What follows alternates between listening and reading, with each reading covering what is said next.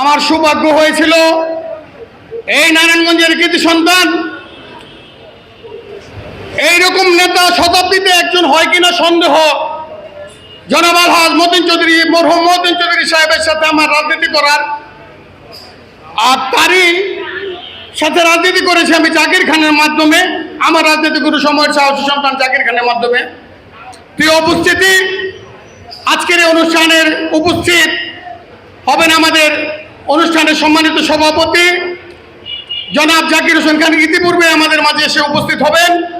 আমাদের এইখানে যারা উপস্থিত আছেন, মহানগর বিএনপি নেতা জনাব আওলাদ হোসেন আওলাদ ভাই, নারায়ণগঞ্জ দেবক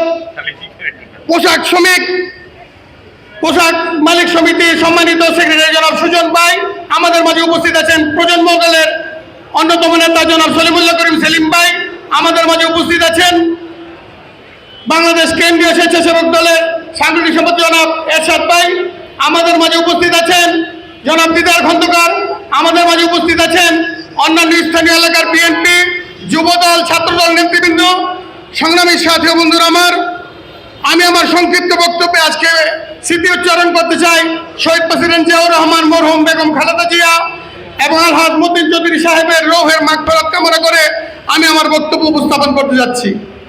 সংগ্রামী সাথী বন্ধুরা আমার, এই নারায়ণগঞ্জে বাংলাদেশ জাতীয়তাবাদী দল যতবার নির্বাচনে গিয়েছে জনগণ স্বতঃস্ফূর্তভাবে নির্বাচিত করেছে ভোট দিয়ে, আর ভোটাধিকার প্রয়োগ করার মাধ্যমে আমরা ক্ষমতা এসেছি।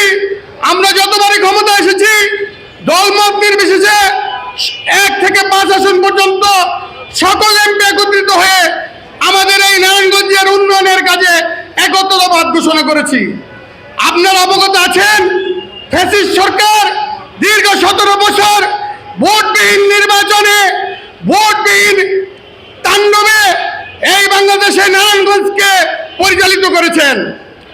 আর এই নারায়ণগঞ্জে ভোটবিহীন নির্বাচন করতে গিয়ে আমাদের দলের অনেক নেতৃবৃন্দ প্রাণ হারিয়েছে, অনেক নেতৃবৃন্দ বন্ধুত্ব বরণ করেছে, অনেক নেতৃবৃন্দ কারাগারে ছিলেন। আজ আমি আপনাদের বলতে চাই, এই ফ্যাসিস্ট সরকারের বিরুদ্ধে আন্দোলন করতে গিয়ে জননেতা জাকির খান দেশ থেকে দেশান্তরে এবং দীর্ঘদিন কারা নির্যাতিত ছিলেন। সংগ্রামী সাথী বন্ধুরা আমার, মতিন চৌধুরীর হাত ধরে বাংলাদেশ জাতীয়তাবাদী ছাত্র দলের নারায়ণগঞ্জ জেলা শাখার সম্মানিত সভাপতি পদটি জাকির খান যখন পায়, মতিন চৌধুরীর নির্দেশে এই নারায়ণগঞ্জে তারই সাথে আমরা কয়েকজন ছাত্র নেতা একত্রতাবাদ প্রকাশ করে আমরা রাজনীতি শুরু করেছিলাম। একমাত্র ক্ষুদিরামের ফাঁসি ছাড়া জাকির খানকে সকল ধরনের নির্যাতন করা হয়েছে। দিগন্তহীন যাত্রায় বরিশাল জেলে জাকির খানকে নিক্ষেপ করা হয়েছে, কবর ছেলে রাখা হয়েছে।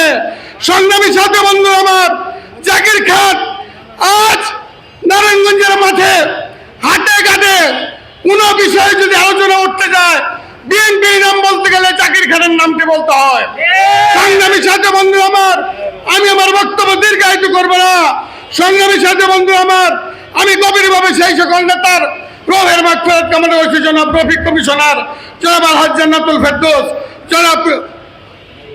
জনাব জাহাঙ্গীর কমিশনার, জনাব নাজির হোসেন প্রধান, হানিফ প্রধান, জালাল হাজি এবং অন্যান্য বিএনপি নেতৃবৃন্দর রূহের মাগফিরাত কামনা করে আগামী দিনে জাকির খানের নেতৃত্বে তারেক জিয়ার হাতকে শক্ত করার লক্ষ্যে এই অনুষ্ঠান থেকে, দোয়ার মাহফিল থেকে সকলকে একত্রবাদ প্রকাশ করে আমি আমার সংক্ষিপ্ত বক্তব্য এখানে শেষ করছি।